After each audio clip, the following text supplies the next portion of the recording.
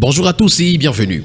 Nous allons commencer le périple de ce matin avec le tri-hebdomadaire Le Témoin qui s'intéresse à la digitalisation et services de proximité en nous présentant la séduction des usagers par les prouesses du MINFOPRA.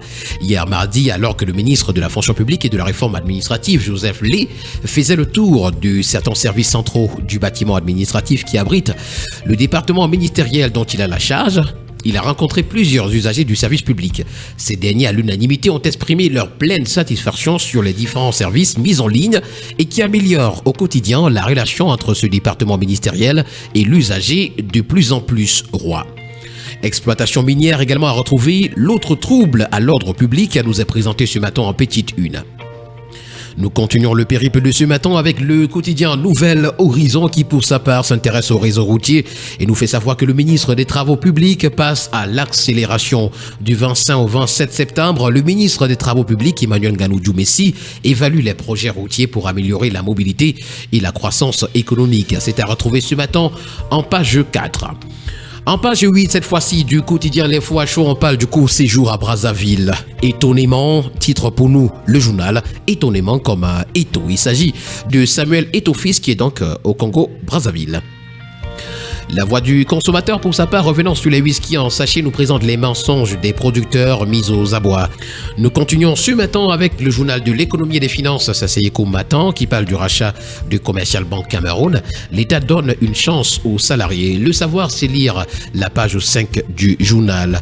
D'autres directeurs également à retrouver, malgré une faible croissance, la BIAC opte pour le statu quo. Toutes ces informations ainsi que bien d'autres, vous les aurez en parcourant les colonnes de Éco Matin. Le quotidien Mutation, pour sa part, ce matin, s'agissant de prédation foncière, s'interroge. Jusqu'où ira l'enquête présidentielle?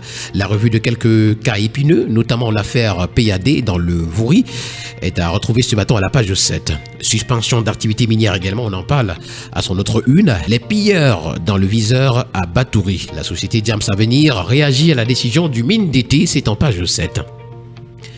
Le quotidien Info Matin, pour sa part, s'intéressant au barrage hydroélectrique de Natigal, nous fait savoir que Elundou et son Bagaston garantissent l'évacuation de l'électricité.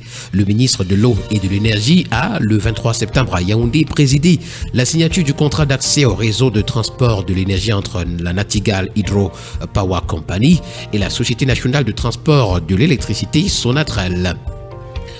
Avec le bi-hebdomadaire L'Activateur ce matin dans son édition spéciale, on parle de rétro-pédalage, c'est dans l'arrondissement de Yaoundé 6 où le sous-préfet plie enfin l'échine.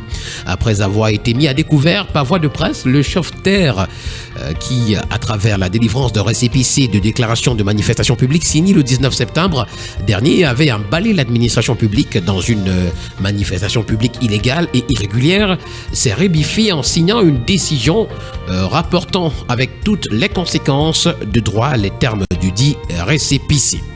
Il s'agit bien évidemment de l'affaire Julien Sège Abouem à la FECA volée. D'ailleurs, le journal Projection qui en parle également ce matin titre FECA volée, la pseudo-assemblée du Bani Abouem annulée par le sous-préfet de Yaoundé 6.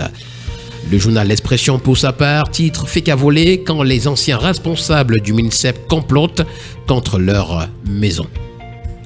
Et nous allons continuer ce matin avec le tri-hebdomadaire Le Soir qui revient également sur ce rétro-pédalage du sous-préfet de Yaoundé 6.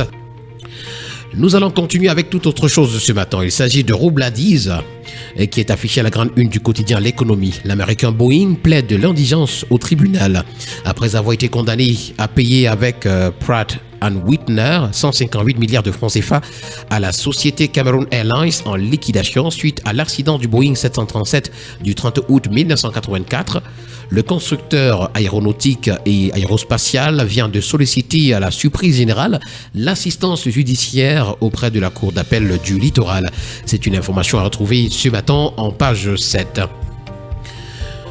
Pour le quotidien Le Messager ce matin, on parle de Cabral Libi, I Have a Dream. Voilà le titre que nous présente ce matin le journal. Le président du Parti camerounais pour la réconciliation nationale, le PCRN, expose sa vision pour le Cameroun dans son dernier ouvrage intitulé « Ce que j'ai vu ». Manifeste de la rupture et du progrès. C'est à retrouver ce matin en page 9. Université Entreprise ce matin à pied de une, la leçon inaugurale de Famendongo est à retrouver. qu'espérer du Forum des responsables des institutions privées d'enseignement supérieur? C'est une interrogation à retrouver ce matin en parcourant la page 7. Nous allons continuer le périple de ce matin avec le quotidien Vert Émergence qui nous fait savoir que la psychose a envahi la ville de Douala face aux microbes. C'est une information à retrouver en page 3. Barrage de Natigal, Sonatrel et NHPC signent un accord pour le transport de l'électricité. Puis enregistrement des naissances, le plaidoyer du BUNEC pour l'instauration d'une journée de l'identité nous est également présenté dans les colonnes du quotidien Vert. S'agissant de répression des libertés, le quotidien bleu d'Amanmana le jour ce matin nous présente 6 jeunes en détention pour manifestation non autorisée. Ils abordaient les t-shirts d'une association qui appelle au changement à la tête de l'État. C'est à retrouver ce matin en page 5. Université d'État, la suspension des sélections en doctorat préoccupe le MRC. Et puis élection à la FEC à voler encore, c'est le sous-préfet de Yaoundé 6 qui rapporte son autorisation. Nous allons terminer ce matin avec le journal Sa Presse qui parle de rentrée économique du patronat. Le GK met face aux défis de l'économie camerounaise. Voilà qui met un terme à cette sortie de la revue de la presse camerounaise. Merci à vous, chers auditeurs, d'avoir été à l'écoute. Au plaisir de vous retrouver demain pour une autre édition. D'ici là, portez-vous bien. Bonne journée à tous.